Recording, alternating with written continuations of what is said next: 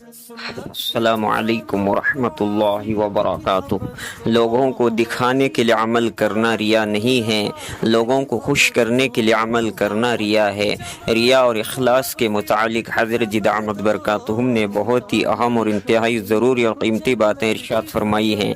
آپ تمام حضرات پوری بات کو دھیان و توجہ کے ساتھ میں سنیں اور ان تمام باتوں پر عمل کرتے ہوئے نقل و حرکت کے ذریعے سے پوری امت تک پہنچائیں۔ بہت سے مواقع پر آدمی عمل صرف اس لیے نہیں کرتا کہ لوگ اس کو ریاکار کہیں گے۔ یہ بہت بڑا دھوکہ ہے، اور یہ شیطان کا ایسا دھوکہ ہے کہ اچھے اچھے دیندار، پڑھے لکھے، سمجھدار، ذی علم اس دھوکے میں آ جاتے ہیں، اس دھوکے میں آ جاتے ہیں۔ کیوں کہ بھائی یہاں اس عمل کے کرنے میں دشواری تو ہوگی، لیکن میں کروں گا تو لوگ کہیں گے کہ یہ دکھاوے کے لیے کر رہا ہے۔ اس لیے مخالف ماحول میں سنت پر عمل کرنا اس لیے بھی لوگوں نے چھوڑ دیا کہ اگر ہم یہاں کریں گے تو لوگ کہیں گے بھائی جب یہاں موقع نہیں ہے تو آپ کیوں زبردستی کر رہے ہیں؟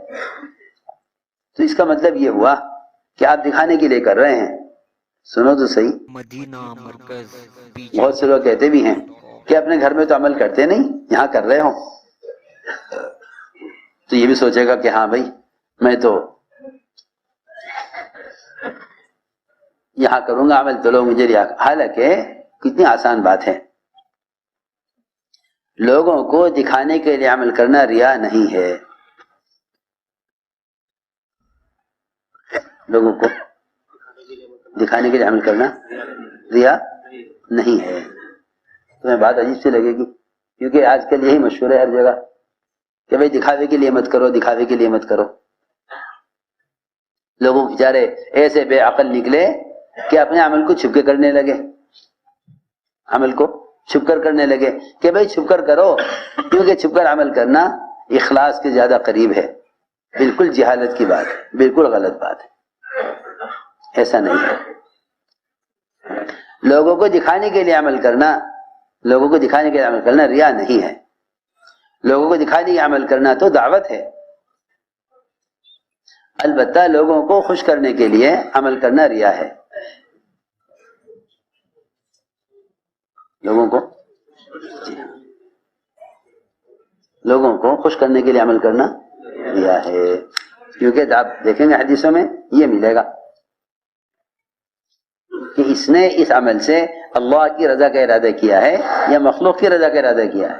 اگر مخلوق کی رضا کا ارادہ کیا ہے تو ریاکار ہے، اللہ کی رضا کا ارادہ ہے تو مخلص ہے۔ ہماری بات سمجھے؟ نہیں کہاں سمجھے، بہت دور چلی گئی بات۔ اب ایسے ہمارے اندر چیزیں پیدا ہو گئی ہیں کہ جس نے ہمارے اعمال کو متعدی ہونے سے روک دیا ہے، ہمارے اعمال کو متعدی ہونے سے روک دیا۔ بہت سے ایسے مزاج بن گئے لوگوں کے۔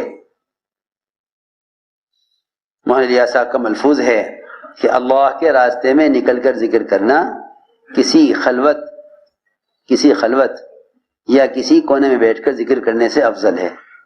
چھپا ہوا ہے ملفوظات میں دیکھنا۔ زوایا میں ذکر کرنے سے خروج میں ذکر کرنا افضل ہے۔ سمجھے نہیں؟ زوایا میں ذکر کرنے سے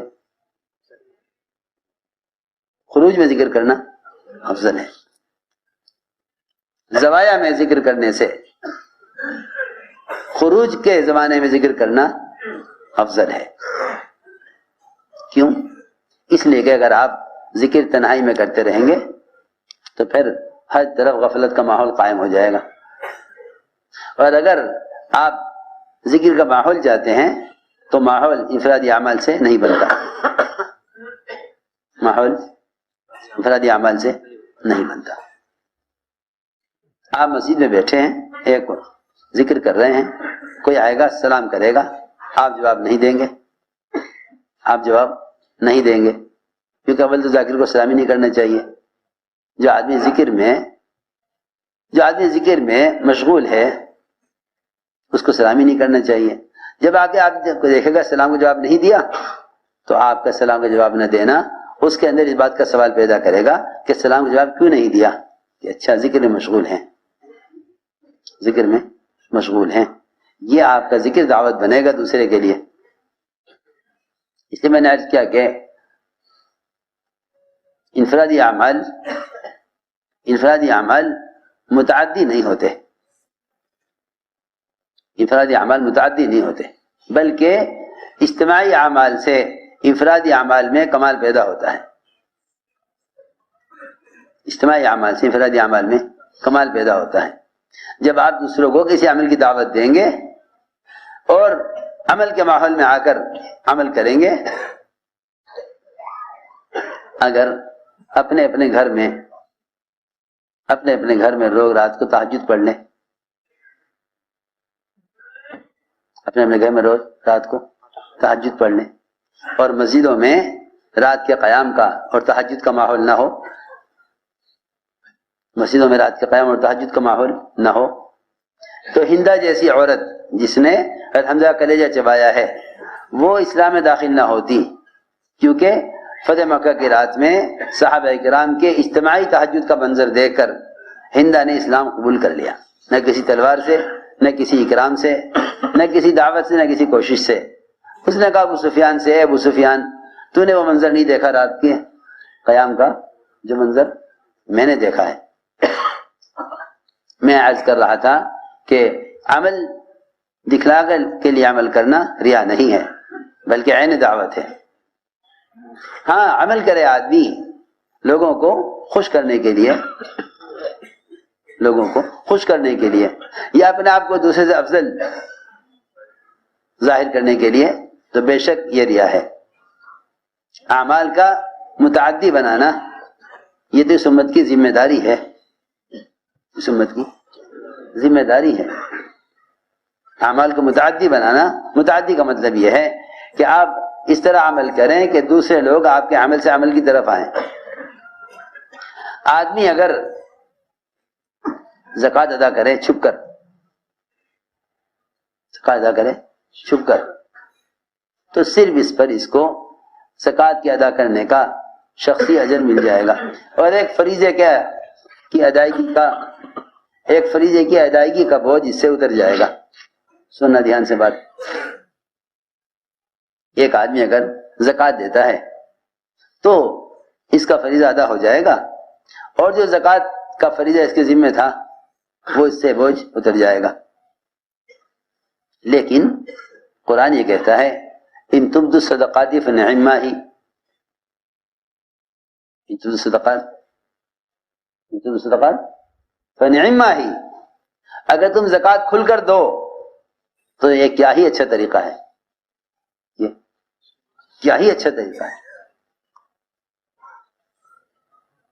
یہ زکوٰۃ اگر تم کھل کر دو تو یہ کیا ہی اچھا طریقہ ہے.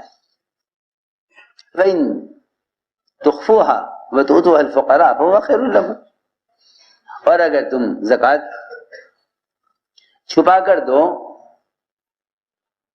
فقراء کو چھپا کر جا کر زکوٰۃ دے دو، کسی کو پتہ نہ چلے، تو یہ ایک عمل خیر ہے، یہ ایک عمل خیر ہے، یہ ایک عمل خیر ہے جو تم نے کیا. اور اگر تم زکوٰۃ کھل کر دو تو یہ کیا ہی اچھا طریقہ ہے.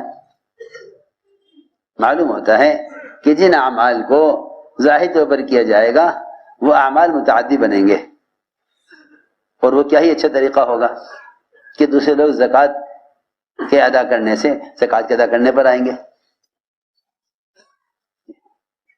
موسیٰ فرماتے تھے اللہ کے راستے میں نکلنے والا اگر دکان بند کرے تو برابر کی دکان والے سے کہہ کے جائے کہ جو بھی آدمی آوے میری دکان پر پوچھنے کے لیے کہ دکان کیوں بند ہے، اس سے کہنا کہ وہ جماعت میں گئے ہوئے ہیں.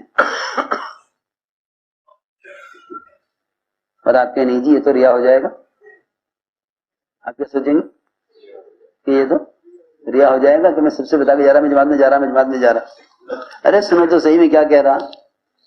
ابھی تک لوگ نہیں سمجھ سکے کہ ریا کیا ہے، دعوت کیا ہے.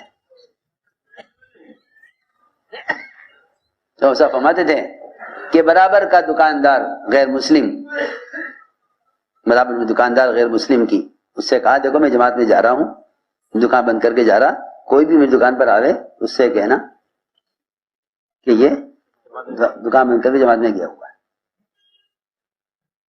اس زمانے کے تو بے عقل لوگ سمجھیں گے کہ یہ ریاکار ہے، اپنے نکلنے کی سب کو خبر کر رہا، سنو ادھر دیکھو کھیل میں لگ رہے۔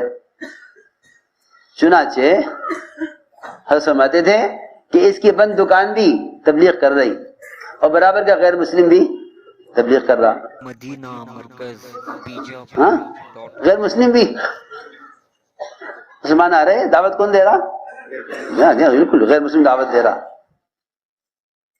غیر مسلم دعوت دے رہا ہے۔ جو آگے پوچھے گا بھائی دکان کیوں بند ہے، کہے گا یہ وہ تبلیغ میں گئے ہوئے ہیں، چلے کے لیے جماعت میں گئے ہوئے ہیں۔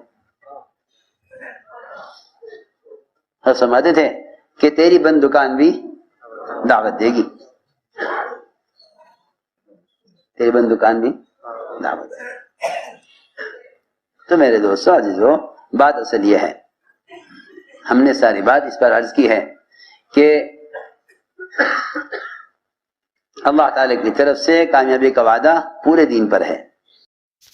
اللہ رب العزت ہم سب کو ان تمام باتوں پر عمل کرنے کی توفیق عطا فرمائے۔